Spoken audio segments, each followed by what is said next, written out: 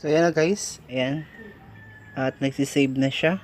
So yun yung pinakamahirap dito kasi pag isi-save mo na siya, lalo na pag mahaba yung isang clips is matagal talaga siya mag-save, no.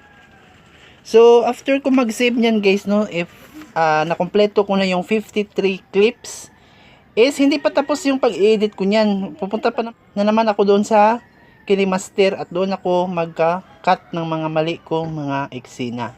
Tapos doon na rin ako maglalagay ng mga subtitles at saka descriptions. So ganun ang editing na ginagawa ko. So ayan, nagsisave na siya. So ayan guys, no, mahirap talaga pag slow yung cellphone na ginagamit talaga, pero tiis-tiis lang tayo.